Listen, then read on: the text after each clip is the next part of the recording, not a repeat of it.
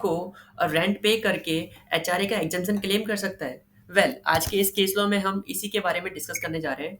Okay, so ये case law जो है दिल्ली ट्राइब्यूनल में हुआ था।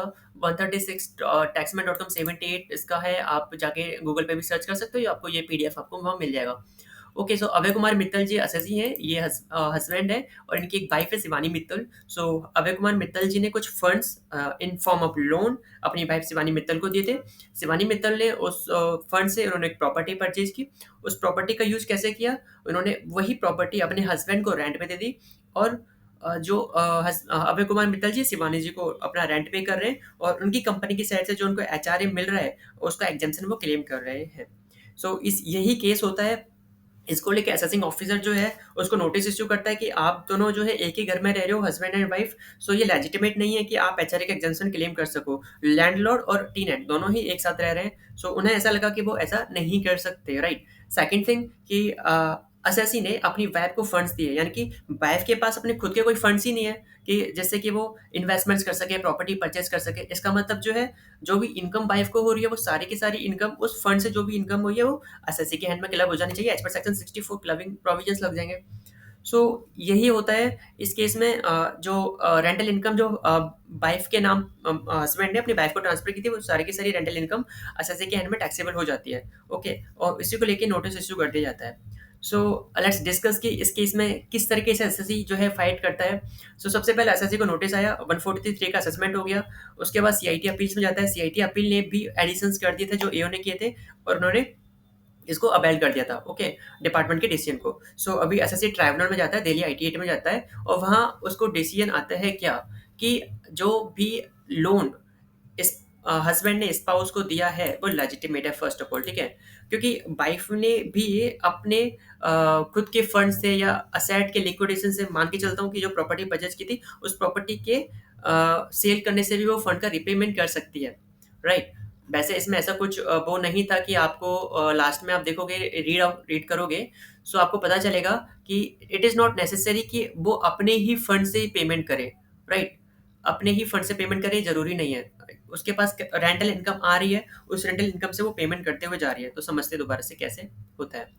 तो हस्बैंड ने अपनी वाइफ को रेंट पे किया, around around 6 lakh rupees every year वो पेमेंट कर रही थी। प्रॉपर्टी का वैल्यू था 1.25 करोड़ रुपीज। 1.25 करोड़ रुपीज में से 37 लाख रुपए एसएससी की वाइफ के पास थे, तो उसने वो लगा दिए। और अराउंड 87 और 90 लाख रुपीज जो है उसका लोन जो है अभय कुमार मित्तल जी ने शिवानी जी को दिया था, वो 90 लाख रुपीज उन्होंने दे दिया। अब एवरी ईयर 6 लाख रुपीज का वो रेंट पे कर रहे थे अपनी वाइफ को, और वो 6 लाख रुपीज जो है वाइफ उनके पास लोन के फॉर्म, उनके पास वो रेंट के फॉर्म में आ रहा था, और वो रेंट का जो पैसा था फिर वो वाइफ अपने हस्बैंड को ट्रांसफर कर देती थी कि आपको एवरी ईयर मैं लोन का रीपेमेंट कर रही हूँ।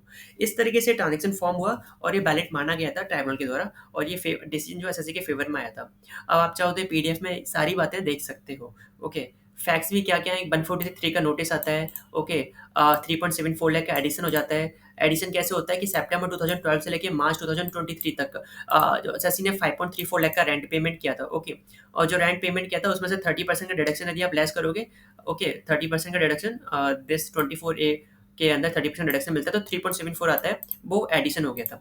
एक चीज़ इसमें ये थी कि जो वाइफ है ना, वो हर एवरी ईयर अपनी रिटर्न फाइल कर रही थी। ये बहुत ज़रूरी है, इनकम टैक्स रिटर्न को फाइल करना बहुत ज़रूरी है। यदि ये नहीं होता ना इनकम टैक्स रिटर्न फाइल, तो वे फंस जाते। इन्होंने प्रॉपर तरीके से काम किया, उन्होंने लोन दिया, ओके, वाइफ लोन दिया, फिर वाइफ ने प्रॉपर्टी परचेज की, फिर हस्बैंड ने रेंट का पेमेंट किया। वो रेंट का पेमेंट जो किया था उसको उन्होंने वाइफ ने इनकम टैक्स रिटर्न में भी शो किया। वो टाइमली पेमेंट भी कर रहे थे रेंट का, और रेंट का पेमेंट वापस वाइफ ने अपने हस्बैंड को कर दिया। ओके, तो देखिए, तो एक तरीके से प्रॉपर उन्होंने ट्रांजेक्शन फ्रेम किया, और ये वैलिड माना गया। ये प्लानिंग की जा सकती है for claiming the HRA exemption. Okay, so ये 30% का क्लेम कर लिया, और फिर कमिश्नर ने जो सीआईटी था, सीआईटी ने एडिशंस कर दिए कि नहीं यार, आपको जो है टैक्स पे करना पड़ेगा, इस तरीके से नहीं चलेगा, ऐसा करके, क्योंकि उन्होंने इंडिपेंडेंट सोर्स ऑफ इनकम जो है वाइफ ने वो नहीं लगाया। ओके, फंड्स नहीं लगाए इंडिपेंडेंटली। ओके, और तो it is found that the assessed wife who has low return income, उसके पास कम इनकम है, but received a loan from SSC and she had repaid the loan and the reduction of the mutual fund and liquidation of the fixed asset. Okay, so उसने जो पैसा जो payment करते हैं म्यूचुअल फंड से और fix deposit के liquidation से पे कर दिया है, ऐसा करके उनका कंटेंशन था। लेकिन लास्ट में उन्होंने बोला कि ज़रूरी नहीं है कि आप फिक्स डिपॉज़िट के और म्यूचुअल फंड से ही पैसा आपके पास आ रहा है तो ही आप पे करो, आपके पास कहीं से भी आ रहा है चल जाएगा। ओके। इसका पीडीएफ का डिस्क्रिप्शन में पीडीएफ का जो है आपको लिंक डिस्क्रिप्शन में दे दूँगा, आप वहाँ से डाउनलोड कर लेना। सो आई होप आपको समझ में आया है कि किस तरीके से एचआरए का ट्रांज़ैक्शन फ्रेम किया जा सकता है between husband and wife. Thank you so much for watching this video, have a great day. कुछ क्वेरी है तो आप मुझे व्हाट्सएप कर दीजिए।